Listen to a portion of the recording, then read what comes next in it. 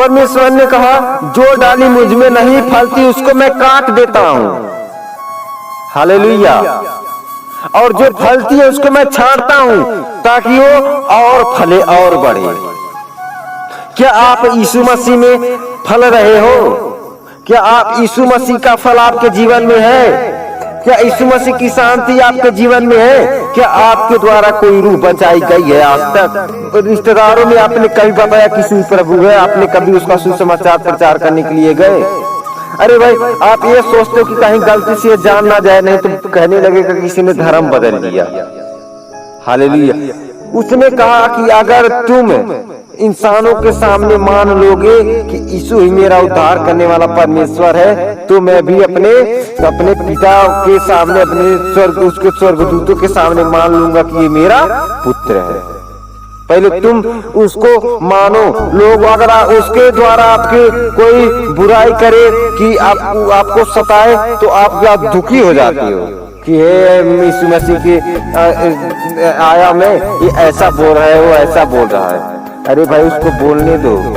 परमेश्वर यीशु मसीह ने कहा कि अगर लोग तुमसे बैर रखे तो उससे दुखी मत होना कि ये सोचना पहले उसने मुझसे बैर रखा। पहले ये संसारी लोगों ने पहले परमेश्वर यीशु मसीह से बैर रखा, तब तुमसे बैर रखते हैं। अगर वो तुमसे बैर नहीं रखते, तुमको अगर नहीं सताते, तुम्हारे बारे में उल्टा सीधा नहीं बोलते, तो यानी कि आप अभी चुने नहीं गए हो, आप अभी अंधकार में हो, अभी यीशु का आत्मा आपके अंदर नहीं है।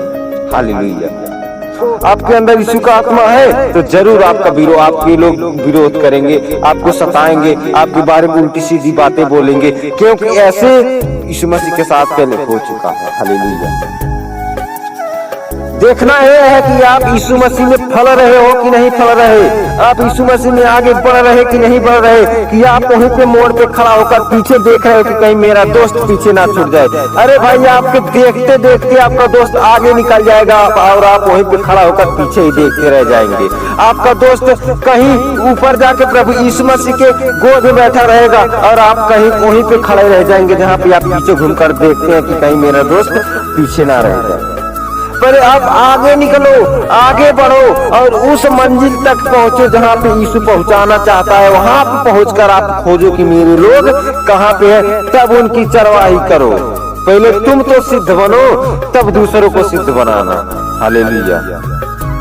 परमेश्वर का आत्मा वहीं पे काम करता है जहाँ पे पवित्रता, शांति होती है, और जहाँ पे शांति नहीं रहती वहां पे प्रभु की आत्मा नहीं रहती, क्योंकि प्रभु की आत्मा शांत और पवित्र और प्रेम करने वाली आत्मा। हालेलुया। जीवन का मार्ग केवल यीशु मसीह है। ये सोचकर चलो कि मैं यीशु मसीह में आगे बढ़ रहा हूँ। जैसा तुम बोओगे वैसा ही काटोगे। आप कभी मत बोलो कि मैंने यीशु मसीह में आके गलती कर दिया, ये कर दिया। उसमें बाइबल कहती है कि परमेश्वर में किया हुआ मेहनत कभी व्यर्थ नहीं होता। आप पहले मेहनत करो, उसके बाद फल का तुम्हें उम्मीद रखना। मेहनत क्या किए हो ये बताओ, मुझको तो नहीं लगता कोई मेहनत किए हो।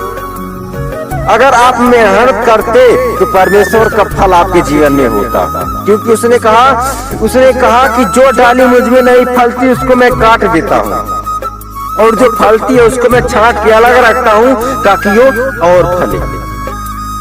हालेलुया। उसने इसलिए नहीं कहा कि जो आप उसमें परिश्रम करोगे, उसमें मेहनत करोगे तो आप फलोगे नहीं। अगर आप उस पर विश्वास करोगे कि यीशु ही मेरा छुड़ाने वाला, मेरा उद्धार करने वाला परमेश्वर है, मैं उसी के पीछे चलूंगा, मैं किसी की बात नहीं सुनूंगा। अगर आप संसारिक व्यक्ति नहीं होंगे तो आप किसी की बात नहीं सुनेंगे, संसार पे मन नहीं लगाएंगे। अगर आप आत्मिक व्यक्ति होंगे तो आत्मा पर मन लगाएंगे। संसार कुछ भी बोले, कुछ भी कहे, मैं किसी की बात नहीं सुनूंगा, मैं केवल आत्मा की बात सुनूंगा। जो मेरा आत्मा, परमेश्वर का आत्मा मेरे अंदर है, मैं उसकी बात सुनूंगा। हालेलुया। और जैसा आप ऐसा सोचते हो कि मेरे अंदर परमेश्वर का आत्मा है, तो आपके अंदर परमेश्वर का आत्मा अगर नहीं भी होगा तो तुरंत इंटर करेगा और आपको हर एक परेशानी से छुड़ाएगा। क्योंकि परमेश्वर का आत्मा देखता है, जांचता कि कौन मुझको याद कर रहा है, किसकी मुझको जरूरत है। और जब आप सोचते हो कि परमेश्वर मुझे तेरी जरूरत है, तू मेरे अंदर आ, तू मुझ पे कब्जा कर प्रभु, मैं तेरे कब्जे से चलना चाहता हूँ, मैं अपने बुद्धि अपने ज्ञान से नहीं चलना चाहता परमेश्वर।